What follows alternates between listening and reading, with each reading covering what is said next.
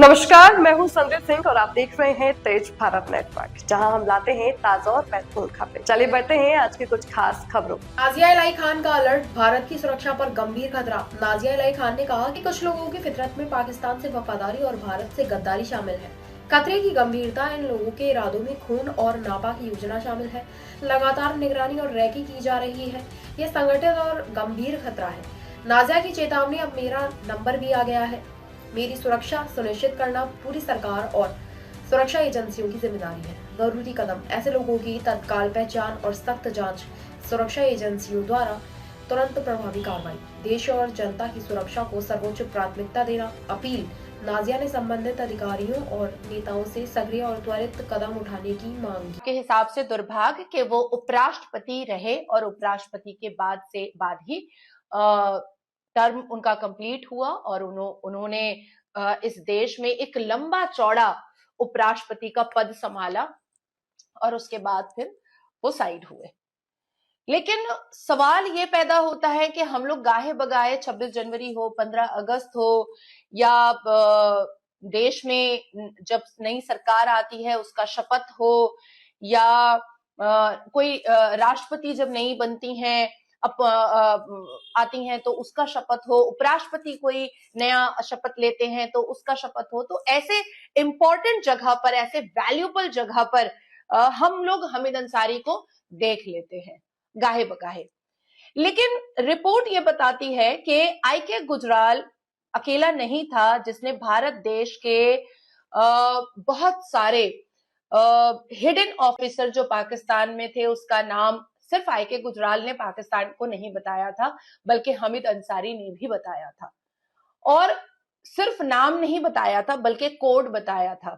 Code के साथ साथ उनके उनके रहने का जगह भी हामिद अंसारी और आई के गुजराल ने पाकिस्तान को ये इंफॉर्मेशन डिकोड कर दिया था। और अनफॉर्चुनेट जितने भी हमारे भारत के ऑफिसर थे जो वहां पर थे, उनको कई को मृत्यु का सामना करना पड़ा। लेकिन आज तक उनके ऊपर कोई जिम्मेदारी पड़ती नहीं है और कोई इंक्वायरी बैठती नहीं है, ना ही हामिद अंसारी के ऊपर और ना ही आई के गुजराल की पिछली कोई फाइलें निकाल करके।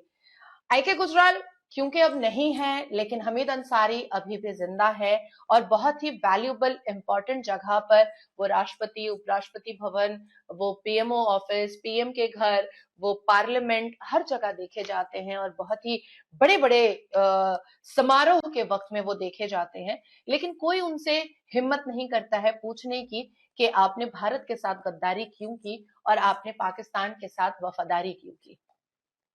बात सिर्फ यहां तक खत्म नहीं होती है कि हामिद अंसारी और आई के गुजराल ने हमारे भारत देश के खुफिया ऑफिसर्स की इंक्वायरी और पूरा का पूरा डिटेल पाकिस्तान को दिया, बल्कि हामिद अंसारी साहब के ऊपर एक और भी एलिगेशन है जो पाकिस्तान की मीडिया ने ही डिकोड किया था, जो भारत की सुरक्षा एजेंसी को, आईबी टीम को, एनआईए को, एनएसजी को, किसी को भी पता नहीं चला था। लेकिन पाकिस्तान के एक रिपोर्टर, एक जर्नलिस्ट ने ही ऑन कैमरा पाकिस्तान से बैठ करके डिकोड किया था, जिसमें ये पाकिस्तान के जर्नलिस्ट ने बताया था कि हामिद अंसारी ने उसको कई बार, 2005 की बात मैं बता रही हूं, कि कई बार भारत में बुलवाया था और उपराष्ट्रपति भवन में रुकवाया था और अपने साथ लेकर के घूमे भी थे, जिसका नाम जर्नलिस्ट नुसरत मिर्जा है।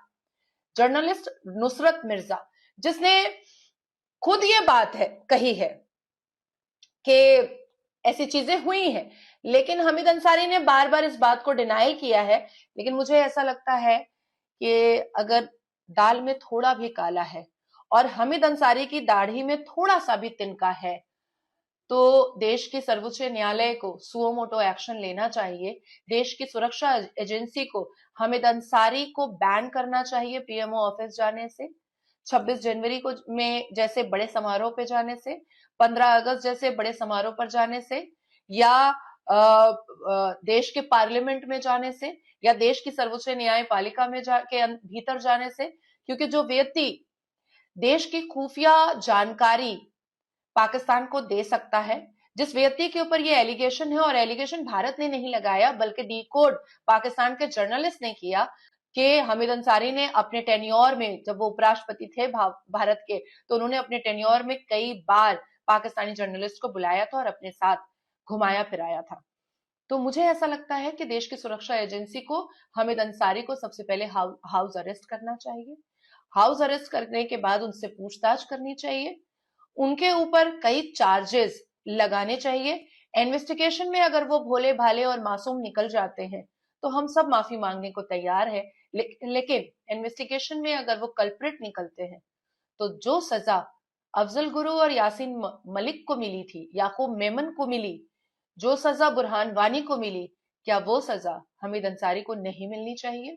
किस बात की इज्जत हमीद अंसारी को मिल रही है और किस आश्वासन पर और किस भरोसे पर इतनी बड़ी बड़ी और इतनी सेफ और सिक्योरिटी वाली जगह पर हमीद अंसारी को आज भी इनविटेशन दिया जाता है? ये देश की आवाज है, ये देश की जनता की आवाज है। मुझे लगता है कि अगर देश की सरकार हमीद अंसारी को इज्जत देना चाहती है तो अपने पर्सनल घर पे बुलाए।